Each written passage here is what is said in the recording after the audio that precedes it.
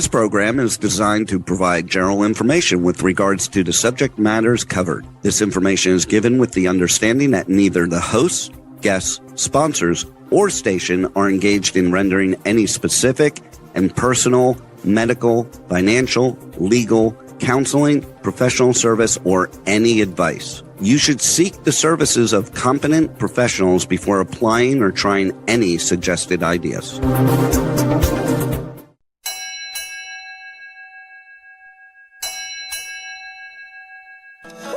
Ahoy! Captain David Gallimore welcomes you aboard the Regenerate Show, live Mondays, 10 a.m. Pacific on K4HD Radio at k4hd.com. We dive into the real messy work of transforming our lives, leadership, and organizations. Bring your hot mess and confusion. Leave with clarity, courage, and confidence. Together, let's strengthen our resilience, accelerating the health of ourselves, people, planet, and profits. Now, here's your host, Captain Dave, your personal regenerator. All aboard! Welcome. I am so excited to be here with you today. This is the kickoff of our new show, Regenerate. And our theme this week is a juicy one: transform your identity. This has a personal resonance for me, as you will soon learn, in the messy middle of my personal, professional, and organizational transformation the last 4 years. Our promise to you during this show is to have fun today, because when we're laughing, we're learning. I believe we need more laughter and learning to develop that emotional resilience that we seem to be needing more and more with the pace of change that's happening in our world. And having fun also might be this opportunity to just let some things go. Our second promise is to leave you inspired. So Mathieu Graham, who's our first guest, and I sincerely want you to leave inspired to experience some of the messy middle that Mathieu is going to be sharing, that I'll be sharing. Really to help you move forward, to know that you're not alone in this journey of transformation. And finally, to leave you empowered. You know, change is happening around us. It's accelerating. How do we deal with it? Well, my belief is that we can empower ourselves to grow into who we want to become, and to have some fun along the journey, and to strengthen our mind and our body, our knowledge and skills. So my hope, my belief is that with Mathieu's help, we're going to leave you with at least one insight from ancient wisdom. Mathieu is definitely one of those sages that you will soon get to experience, or a modern science-backed insight from research that you will want to test drive in the wild. So without further ado, it's a privilege to now introduce you to Mathieu Graham. He is a modern day wise man, a guide, a sage. And if I can say this from the bottom of my heart, and I will, because it's true, he's also a dear friend. So he's a sought after keynote speaker, thought leader, and executive coach. He really is all about helping leaders see more clearly, to decide deliberately, to act with integrity under pressure. Goodness knows our leaders are certainly facing that more and more. He's the founder of Deliberate, where he guides high-flying founders and serious executives through their own personal and professional transformations. He's worked with Olympic athletes. He's a student of ancient wisdom and modern science. And during my fraught 2024, when I was going through the messiest part of my messy middle of transformation, he was really guiding me to break down and transform my identity. I'm so grateful. So together, we are really looking forward to having a candid and direct and fun conversation. So joining from his home in Belgium, I have the distinct honor of kicking off our Regenerate show with my sensei and dear friend, Mathieu Graham. Thank you, Welcome. David. It's an So honor glad you're here. to be the first one. Yeah, Thank you you. never forget your first, right? That was your opening line, so you got me there. I love it. Thank you. So, my friend, to help us have some fun, to get started, and maybe for our audience to get to know you just a little bit more at a deeper level right away, because that's what you seem to be so gifted at, helping go deep right away. What's that one thing you love, absolutely love to either be or do that gives you the most joy in your life right now? Well, I would say that if I really have to say one thing, I really have to, only one. I know It it's a would hard question. be. It's Besides a being really on hard this question. radio show. Yeah, of course. That was the first one top of my mind. No, I would be saying it sounds a bit cheesy, but to be myself, to be feeling that I am doing, that my doing is aligned with my being and my thinking. Because then everything seems to roll. Everything seems to, as we say in high level sports, flow. And so the one thing I like to do is to be me. And if I'm really me without any mask, any cover, any protective shield, then I'll use the words of my one of my co-founders, ex-co-founders. Then I am light. I can be light for people. I can shine light. And that's not me shining the light. It's me being me. And as a consequence, there is light. So not sure if that's a real concrete answer, but you won't get concrete answers out of me, I think. It will be a bit abstract and vague, but that's the point. I can never put an emotion in words. Yeah. It would be, a straitjacket for emotions. No, I get that. So, by the way, not cheesy at all. I mean, I think it's profound in its simplicity. And knowing you as I do these last few years, it definitely is that one thing that gives you the most joy. So, thank you for being so vulnerable and authentic about that. You've set the tone already for what this show is really all about. It's not about perfection. And I'm sure there are days, my friend, when you have difficult decisions, challenging clients, travel delays, right? And so life gets to test us literally every moment if we stay present. Yeah, absolutely. So I have another question for you, and feel free to share as much as you would like. We're going to go to a commercial break in probably about 15 minutes, and this can be a dialogue that we can have, but it's really about before you were studying high performance science and before working with Olympic athletes, before you were really known for helping high flying founders and serious senior executives deal with the pressure in their chosen fields. What life experiences, my friend, started to forge you into the being person that you have become so far, right? You're still, I think, in the messy middle. What's your origin story?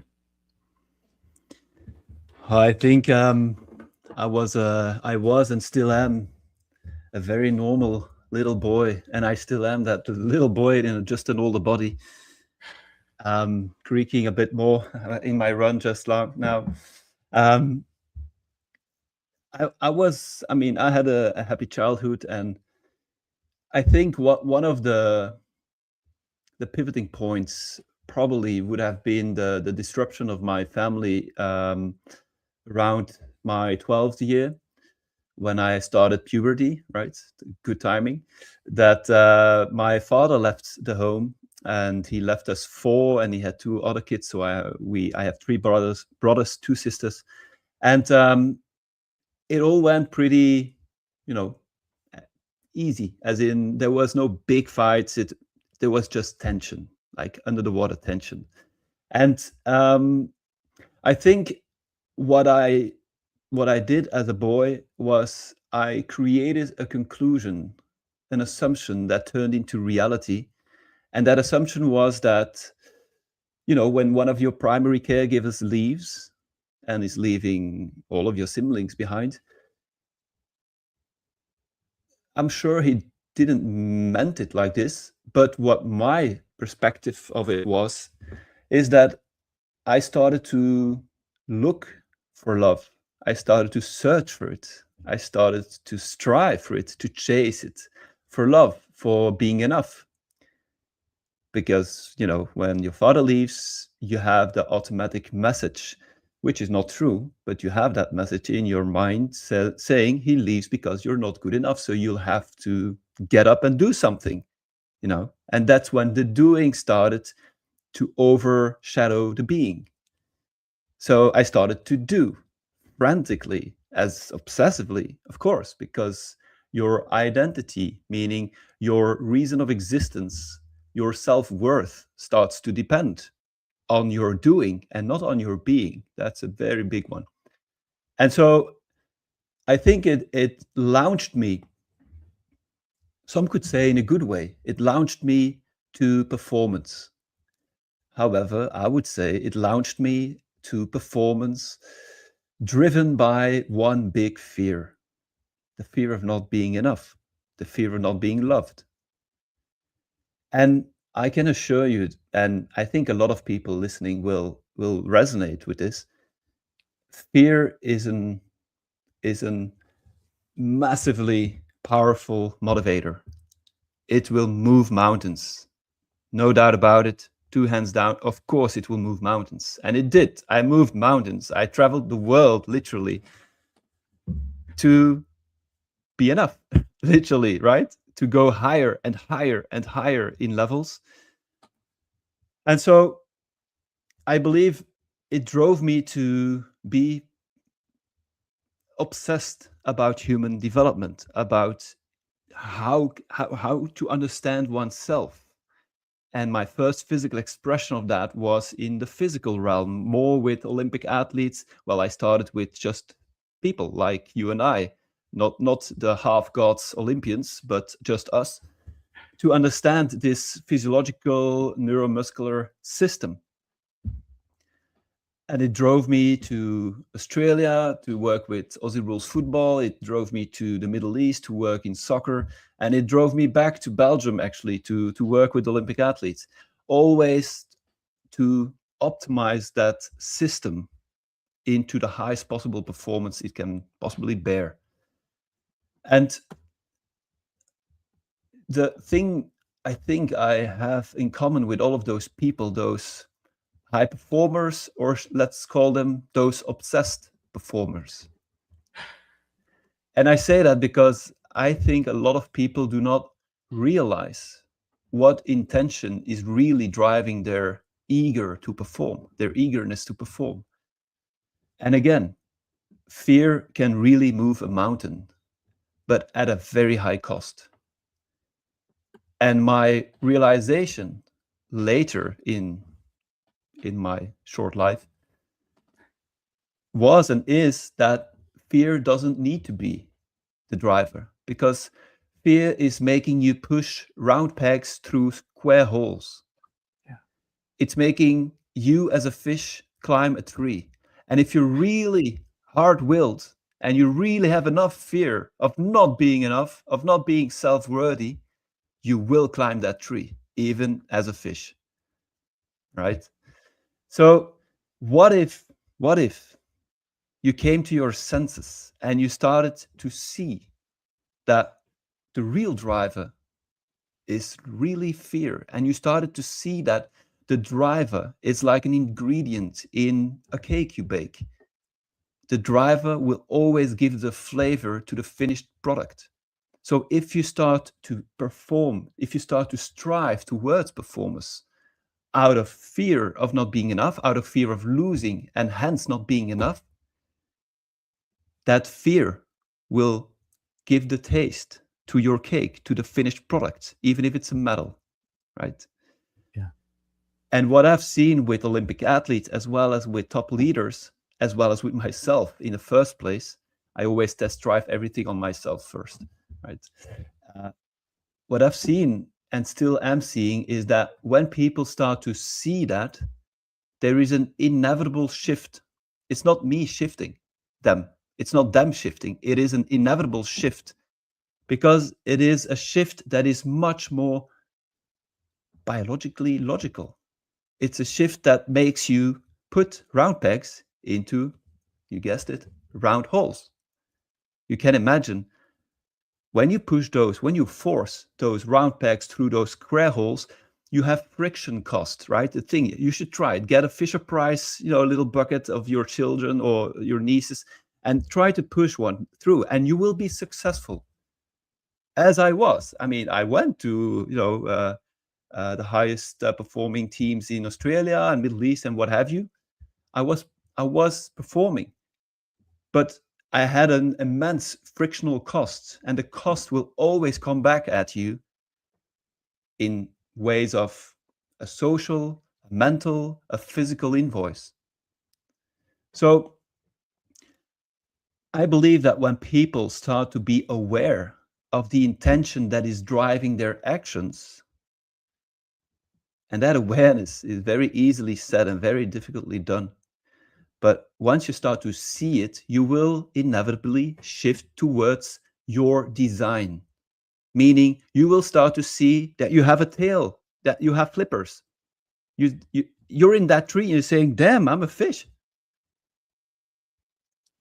And that's when you will let yourself drop into the water and feel that you are so efficient, that round pegs smoothly runs through that round hole. No friction cost. There is no heat created. There is no deformation of the structure. Everything is as it should be. The puzzle clicks, flow state. They say, he makes it look so easy. When a pro golfer swings, he makes it look so easy. Or when we have another unicorn, big success, they make it look so easy. Well, when you have real successes, I'm not talking about one-time success. I'm talking about serial winners. I'm talking about consecutive winning, consecutive performance with a very low cost. Those people are very close to an alignment between their intention, between their energy, what drives them, between their software, meaning what they think, how they think, their belief systems of reality, their mental models, and the hardware, meaning their doing, their actions, their behaviors, their decisions, their non-decisions. Those three, the energy, the software, and the hardware, are aligned. And that's when performance becomes inevitable. I came to past that quote of Rick Rubin. I loved it. He talked about art, but you can, just take the word art out and put performance in. Art, the object of art, is not art. The object of performance is not performance. It's to be in that wonderful state in which art or performance becomes inevitable. What is that state, that beautiful state? That's when you are aligned. Aligned with what? Well, with your intention, the energy you are, the software you have, and the hardware that is running everything into a physical expression, right? So I think that drove me, pain drove me, a need to be approved drove me into realizing, into an awareness, a level of awareness, to see that it's okay to be driven by fear. I'm not saying it's not okay. I'm saying it's okay. I'm saying it's not okay to not see it, because then it's driving you and you won't be driving it. I'm saying that if you have enough pain, that's why I love your title, The Messy Middle. When you're deep enough in that messy middle, you will reach a point of hopelessness, a point of, I'm sick and tired of being sick and tired. And that's when most people open their eyes. That's when they wake up. And that's when they start to see, I have a tail, I have flippers. Well, then get in the water. and performance Yeah. will be inevitable because you'll be in that wonderful state. Does that make sense? Yeah. Well, I'm having positive reminders of our time together in 2024, where you helped me really separate these two thoughts that had become so intertwined, like a hairball, a cat hairball, of my identity is who I, how I work, or the results that I create, or the successes that I've had, the awards that I've won. And when those are not happening, because I'm making this really fascinating, scary, transformational pivot from being a corporate program manager to being a solopreneur, it's like the lowering of the water in a river. The rocks that were already there are now very evident. Yeah, and, very visible. and I can either ignore the rocks, which I had been doing before I met you, or I can muster the courage and, ask for the support, which I received, thankfully in time. I'm curious, Mathieu, in your own origin story, it's probably not been a straight line at all. You talked about, the family challenges, but I'm just wondering, in your own, say, 20s and 30s, you're still a young guy, so we don't gotta go too far beyond 30. But where it got scary for you, and where maybe you were tested in your own messy middle. I think it got scary often. Maybe more scary than not scary. I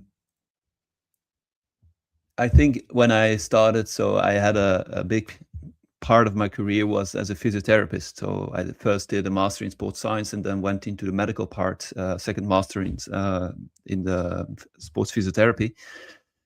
And my first scary moment, I think, was it was just before Tokyo, the Olympic Games in Tokyo 2021, because of COVID, in which I realized that there was a point in the preparation of the games that I realized that being that sports physiotherapist wasn't cutting it. Being that sports physiotherapist, which had been my, my utopia, that was my bar, then I would have been enough. And of course, when you arrive there, it's a disappointment because nothing changes. Of course not. I think it's Oscar Wilde who said there is only two tragedies in life. One is not getting what you want, and the other is getting what you want. Because you'll realize that nothing changes. Nothing fundamental changes. And so there was an athlete standing in front of me and bending forward, and I was diagnosing the pelvis. And I have a firm belief, and you should, try that on yourself, that when you're in flow state, when you're really in that moment, when you're doing what really makes your heart sing, what really gives you energy, you lose yourself in the moment, they say. You lose track of time, right? That's a good sign. That means you are in the neighborhood of that flow state. So keep on going there. However, the guy was bending over. I was looking at the joints, and while doing so, I was distracted by looking at my watch. I realized I was looking at my watch. I was, damn, I am in the dimension of time. I am conscious of time. Meaning, it was my first actually painful awakening about the medium. Being a sports physiotherapist is a medium. It's not an identity. Yeah. Little did I know at that point, but I thought it was me, right? But it's a medium to express who I am. And it really served me well up until that moment. Up until, of course, it's not that day. That day was just a symptom. But it served me well until that moment, and it started to not sit well. Everything was fine. I was at the highest level and blah, blah. Everything was perfect on paper, yet I was still whining. I was not feeling right. I was not feeling like a fish in the water. Yeah. So I hate to say this, given what you just talked about flow, and I'm totally with you in flow. And we need to go to a commercial break. We'll be right back after this valuable offer. Please stay tuned for more of Mathieu Graham and his transformational messy middle. You're listening to Regenerate with Captain Dave, your personal regenerator on K4HD Radio. We'll be right back. Are you feeling overwhelmed? Are you ready to regenerate and live the life of your dreams? Start the transformation now. Call Captain Dave at 253-237-2558. Stop overthinking. Again, call 253-237-2558 or go to regenerativeworldgroup.com to book a free, no-obligation clarity call. Let's get back to Regenerate right here on K4HD Radio for more life-changing transformations. Here's your host, Captain Dave, your personal regenerator. Welcome back. If you're now joining, I've been speaking with my dear friend, Mathieu Graham, the founder and CEO of Deliberate. He's worked with Olympic athletes, high-flying founders, serious senior executives, and little old me. And we've been talking about the theme of transform your identity. And Mathieu, we were in such good flow, and then I did the most disruptive thing of our flow, going to a commercial break. So thank you for your willingness to break that flow. But is there anything that you wanted to add as a result of that awakening in that Olympic training room with that Olympic athlete and trying to adjust their, you say pelvis or some other middle joints? Yeah. Anything that you wanted to add to kind of feel complete with that story? Because then we're going to go into frameworks. And I know you have an opinion about frameworks. I do. Just fingers pointing at the moon. That's not a framework. Right. I will finish up with that story because you asked me, the dark moments, the difficult moments, the messy middles in my maybe professional and private life. I already talked about one as a child, and this one was the moment I realized that being an Olympic physiotherapist, right? That sounds amazing to my ego. He loves it. Olympic physiotherapist. Did I say Olympic? Right? Did you hear that? So that's really cool. So pinnacle. And so it's in that room when I was effectively diagnosing an athlete, which, diagnosing was one of the things I loved. I just loved it, and I could lose myself in it. I always lost track of time. I was always too late for my other athletes coming because I just was in the moment. And that's the first time I was not losing myself in that moment. It was the first time I was looking at my watch. And that's when I realized, I woke up to the fact that I needed to revisit who I am and how do I express that who I am. Because working with a perception of time, meaning working, not losing yourself in the work, but starting to work for a certain outcome, for me, it's the beginning of the end of high performance. And I always told my athletes, the moment it stops making your heart sing, out of courtesy and respect to the whole staff and yourself, you should stop on the day. And I'm not saying the moment you don't want to go train because it's raining. That's not what I'm saying. I'm saying the fundamental feeling of, I'm doing this just to be paid. I'm doing this to get the medal. I'm doing this to be someone. That's when fear, the fear of not getting the medal, the fear of not being paid, the fear of not being someone kicks in. And fear will make you win one battle. It will make you win one medal, but it will make you lose the war, guaranteed. I've seen it so many times, and I've experienced it so many times. And so that was my big first leap into the dark, meaning I needed to find who am I in order to express that I. They say thriving. First, we want to survive. Everyone wants to survive. That seems logic. But then we want to thrive. And what is to thrive? Well, to thrive is to express yourself. But how do you express yourself if you don't know yourself? And there, the old Greeks, it's what I'm saying here has been said for 2,000 years, 3,000 years, but no one's listening. So I'm saying it again. And so it's the know thyself. Know yourself. Know what seed are you? Are you that fish or are you a monkey? And if you're a fish, get in the water. And if you're a monkey, get in the trees. And so that was the first messy middle to make that quote unquote choice, which I don't believe is a choice. Is not something that is calling on you to make a choice. It's not something to, now I have to make that good choice. Choice is just a signal telling you, hey man, you are confused. You don't see clearly. That's a choice. And what you should do when you feel that feeling of a choice, and I'm talking about psychological choices, what you should do is what you would do that if you and I, David, we would be walking on a crest of a mountain and it's cloudy, it's misty. We need to go to the village, but we don't see more than 10 meters in front of us. And we come at a T-junction. Well, you and I will stop. And at that moment, we feel a choice popping up.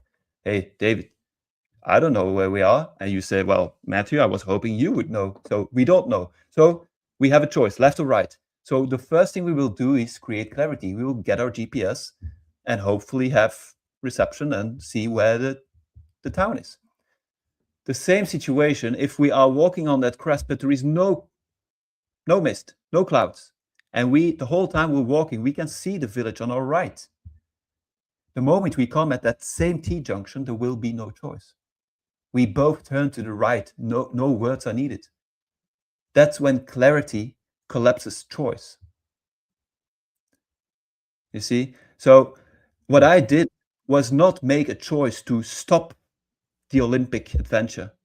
No, what I did was analyze myself. What I did was observe myself, how painful it was, because my ego did not want to stop carrying those Olympic rings on my chest, right? And telling everyone, I am not just a physiotherapist, I'm an Olympic physiotherapist, because it was my identity, right? My illusionary identity.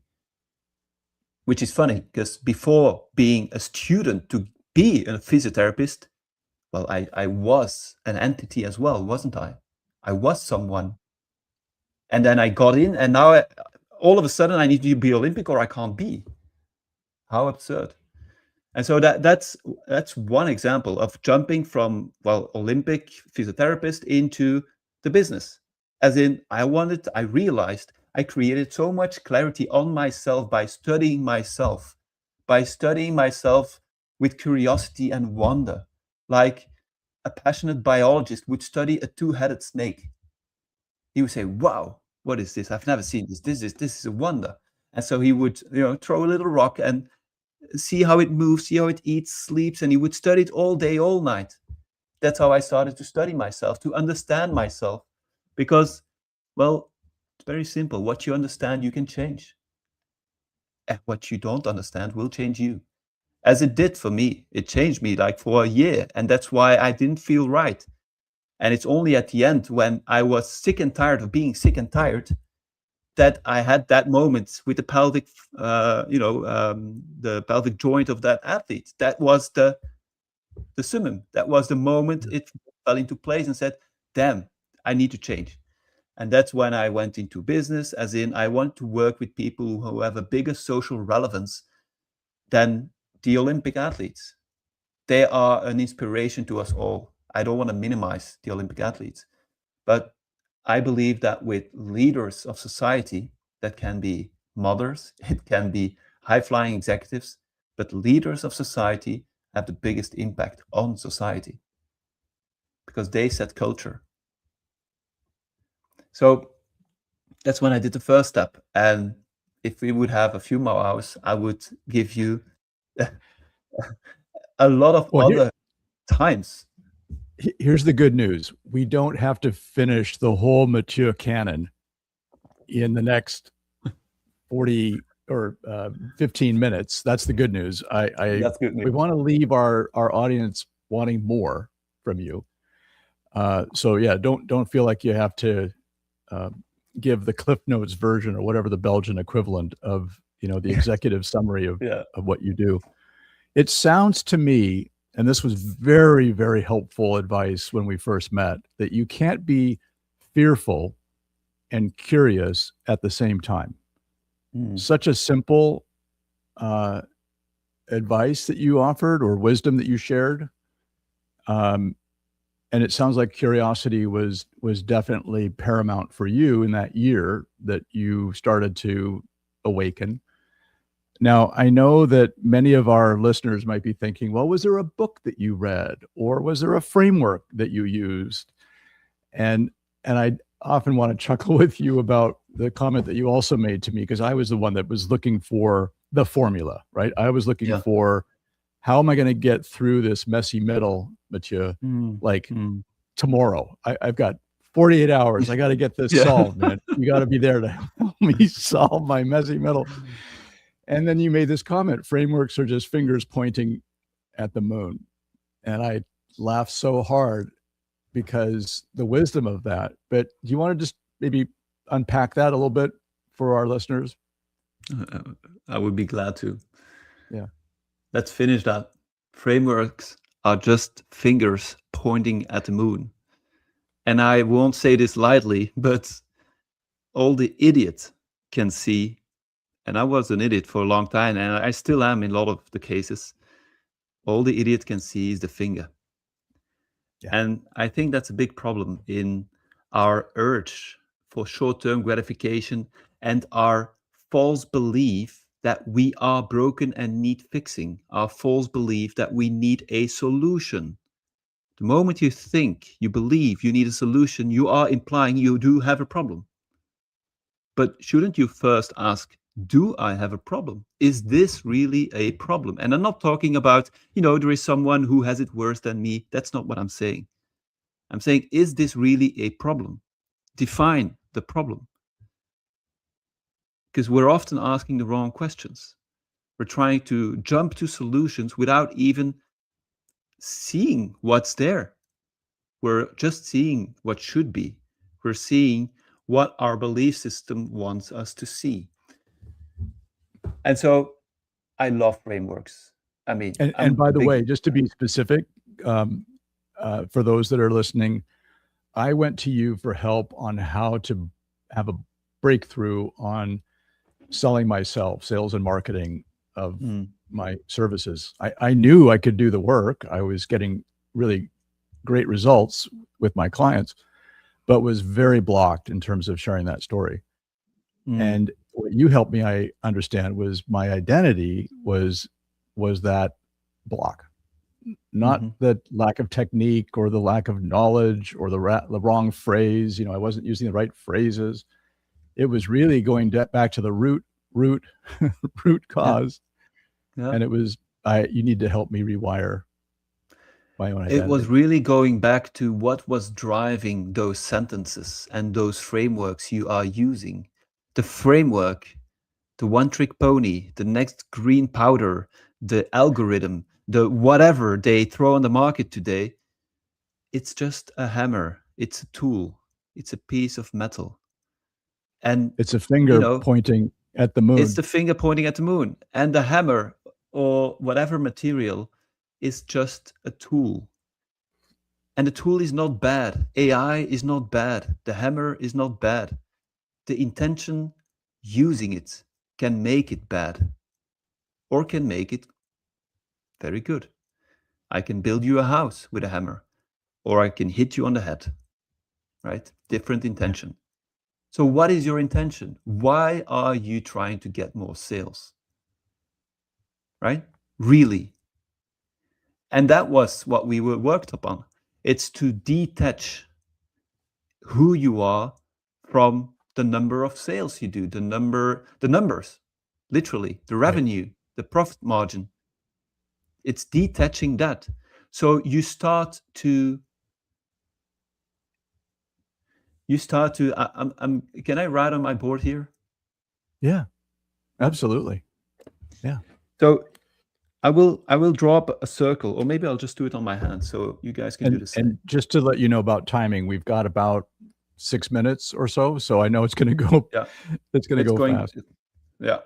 So I have a circle on my hand.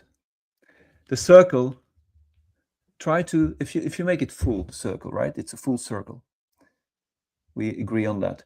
If I ask you, try to make it fuller, it'll be very hard, because something that is full, how can you make it fuller?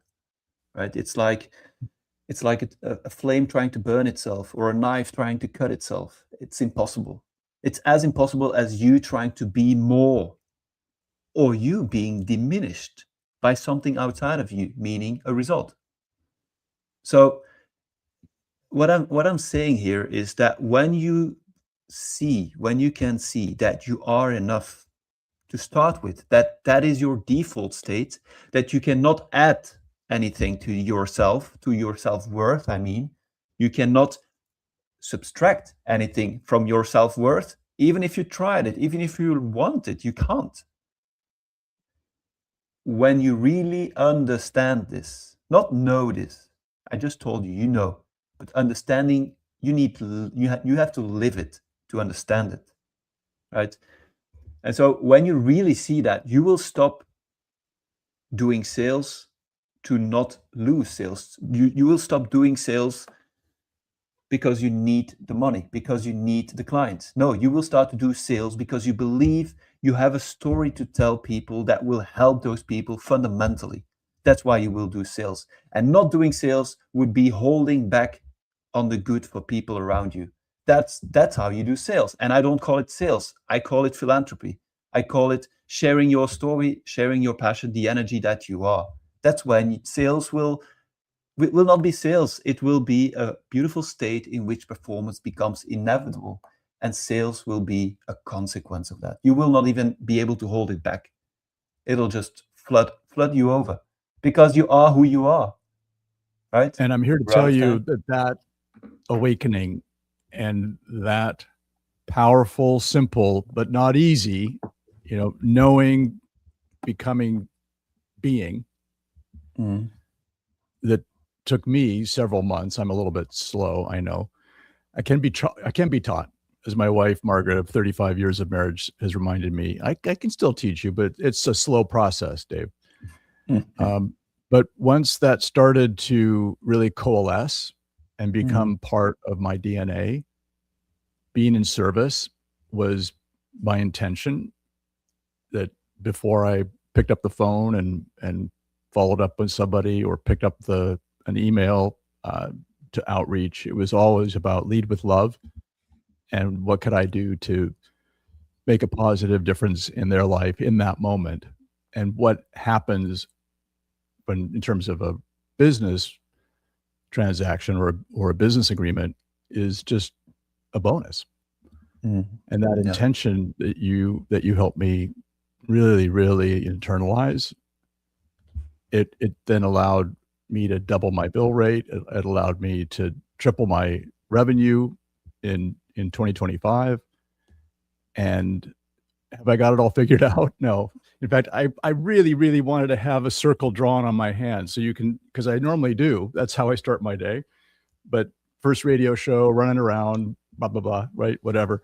Understandable. But I want you to tell you that circle is so simple, but it is incredibly empowering, right? These little which is just another framework. So the circle will work for some people and won't for others. And that doesn't matter. I will throw at you all frameworks. and we will just see what sticks, like spaghetti on the wall. Just throw it and see what sticks. But it is just a means to get to an end. And the end is to get where you already are. We're not adding anything. That's the first thing I start to say to people. I won't learn you anything new. I hope I don't, because that's not the point. I'm not your professor. I'm not a student-master relationship. No, I'm just another human soul, just like you, walking beside you. And, well, I'm not letting you escape your own truth, especially not the inconvenient truth. And that's Right. where the gold is. But you just have to see it. That's alchemy, Yeah. turning lead into gold, turning shit into gold, right? So that's the beauty of life, that Are you calling we me get shit? to do Because that. I felt that sometimes, but you helped me. You helped me realize, no, I'm not my shit. I'm whole. I'm complete. And I Yeah, have, and even you know, with a shit you shitty can be mindset complete. about something. Yeah. So in our remaining, we've got about 3 minutes or so before we need to wind down. Tell our audience, Mathieu, if you would, you know, where are you going next? What really lights you up? What kinds of service are you in now? And is there something that you're particularly wanting to share? Could be a program, or it could be something that you've been writing, a podcast. How can people find out a little bit about you, if they're curious, which I highly recommend people do? This is your Well, I opportunity think just to tell us where you're going and what matters right now. I'm going to continue cutting what is not me out of my life, right? Yeah. So I'm pruning the bush of roses and cutting all of the branches that are dead, that are sick, and even the beautiful ones that are not beautiful, but not the rose. And so that's where I'm going. I'm going to continue to express who I am. The I best think of about that the block of marble that you shared Yeah. with me, and how the artist sees Mathieu in the block of marble. It's not Yeah, about adding, which is so Western in our exactly. art. It's about It's just chipping away. Yep, that's how Michelangelo carved David out of a block. He just carved out the bits that don't look like David. It's pretty easy, right? And when it's easy, it's mostly right. It's when things get complex, then you should run, because the guy telling you that one trick pony, which is complex, which only he can understand, it means he didn't understand. Otherwise, it wouldn't be complex, right? So I think people can easily follow a lot of the content that I produce in articles on my LinkedIn, Mathieu Graham, on my website, the letter D, Liberate, And we'll deliberate.eu. put those in the show notes as well, so they're available Perfect. to our So audience. they can find all articles there. They can contact me through those channels too. I really only work with a few amount of people that are ready to not escape their own inconvenient truth, and to get in that wonderful state in which performance becomes inevitable. That's the people. But to do so, you need to be willing and ready to, see yourself. And that's without any judgment. It's not for everyone now. It can be now, it can be in 2 years, whatever. But we'll do that. We will manage to realize where you are at that moment. So feel free to contact me there, and we can have a lovely, totally unbinding conversation to see where we are at. Oh my gosh, that just warms my heart that you're continuing to, make that difference. I love it, man.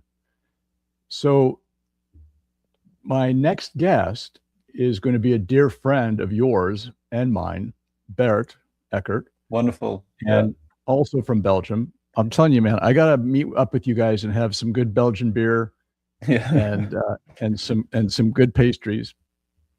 But Bert, he's the founder and CEO of a personal development, professional development. He wants to be eventually the Walt Disney of personal and professional development.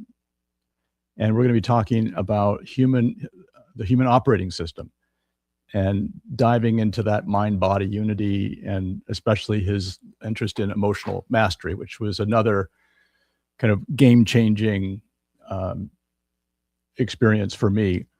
So we need to have you back, my friend.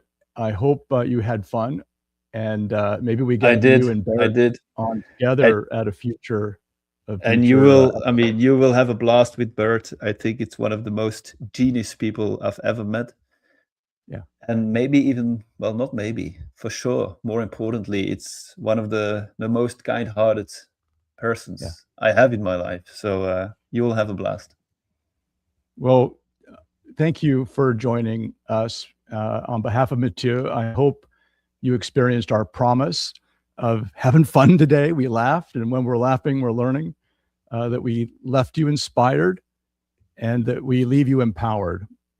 So I want to add some heartfelt thoughts and prayers to stay healthy and safe, because we need you to balance being, one of my challenges, with doing. And, maybe to take one nugget, one brilliant piece of wisdom from Mathieu and our conversation, take that one small step of either doing less by being more, or some persistent action that will help you navigate your own messy middle of your personal transformation. Until next time, thank you so much for being here. We're better together. Very welcome. Thank you for listening to Regenerate with Captain Dave on K4HD Radio. We invite you to give yourself grace and embrace the messy middle. See you every Monday at 10 a.m. Pacific Time. Until then, you got this.